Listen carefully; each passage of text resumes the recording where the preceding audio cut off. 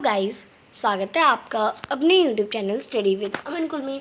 आज हम लाए हैं शिक्षा निदेशालय राष्ट्रीय राजधानी क्षेत्र दिल्ली की कार्यपत्रक नंबर 19 जो कि क्लास 8 के लिए है। विषय आपका हिंदी है, जिसमें हम बस की यात्रा पर चैप्टर कंटिन्यू करेंगे, जिसकी डेट आपको 22 सितंबर 2021। आप अपना नाम और अपनी कक्षा अध्यापक का नाम लिखेंगे। प्यारे बच्चों, आइए इस व्यंग रचना का अगला भाग पढ़ते हैं। तो हमने व्यंग लिख लिया है, उसका हम अगला भाग पढ़ेंगे। एकाएक बस रुकी, यानी अचानक से बस रुकी। मालूम हुआ, यानी पता चला कि पेट्रोल की टंकी में छेद हो गया। ड्राइवर ने बाल्टी में पेट्रोल निकालकर उसे बगल में रख दिया, नली डालकर इंजन में भेजने लगा।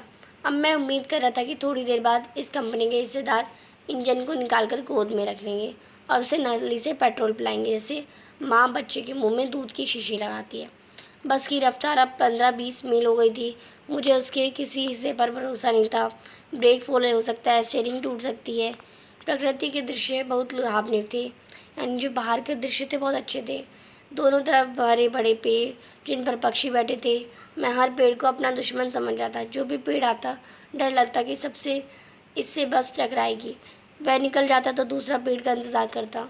झील दिखती तो सोचता कि इसमें बस गोता लगा जाएगी। एकाएक, यानी गोता यानी डूब जाएगी।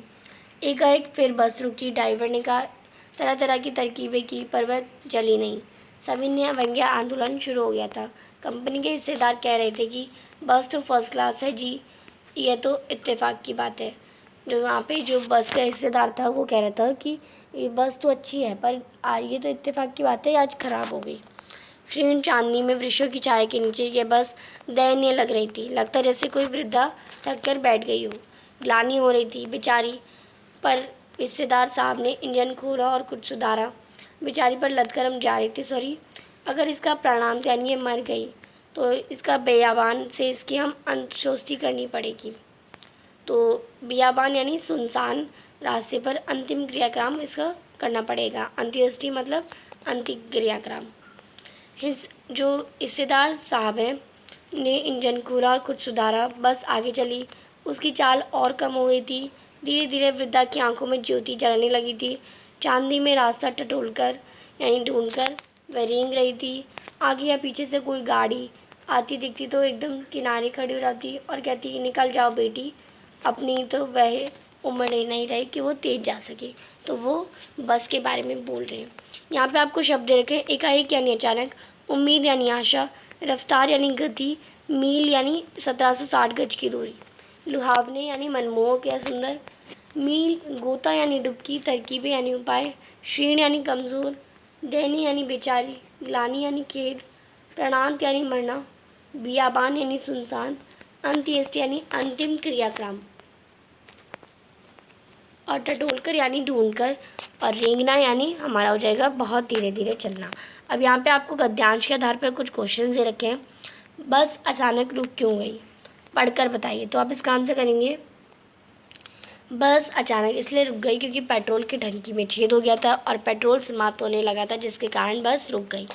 बस क्वेश्चन नंबर 2 है हमारा, लेखक को किस पर भरोसा नहीं था और क्यों। तो लेखक को बस पर भरोसा नहीं था और बस की जर्जर अवस्था से लेखक को ऐसा महसूस हो रहा था। तो आप इसमें ध्यान से कर लेंगे। प्रश्न नंबर 3 है, लेखक हर पेड़ को अपना दुश्मन क्यों समझ रहा था। तो आप इसका आंसर करेंगे, बस की जर्जर अवस्था को लेकर ऐसा महसूस हो रहा था कि बस की स्टीयरिंग कभी टूट सकती है तथा कभी ब्रेक फेल हो सकता है। ऐसे में लेखक को डर लग रहा था कि कहीं बस उसकी कहीं किसी पेड़ से टकरा ना जाए। प्रश्न नंबर 4 है, बस की तुलना वृद्धा से क्यों की गई है, अपने शब्दों में लिखिए। तो आप इसका आंसर करेंगे, लेखक को बस वृद्धा इसलिए लग रही थी क्योंकि वह बहुत सी दयनीय अवस्था में थी। उसकी आंखों की रोशनी भी वृद्धा की तरह कम हो गई थी। वह वृद्धा की तरह रेंग कर चल रही थी। आगे आपको एक गतिविधि दे रखी है। तो अभी तक आपने मेरे चैनल को सब्सक्राइब नहीं किया है तो प्लीज़ मेरे चैनल को सब्सक्राइब ज़रूर करें और उसके बाद आने वाले बेल आइकन को प्रेस करें, जिससे आपको हर वीडियोज़ की नोटिफिकेशन टाइम से मिलते रहे। हम आपके लिए इतनी मेहनत करते हैं तो आप एक सब्सक्राइब तो ज़रूर कर सकते हैं।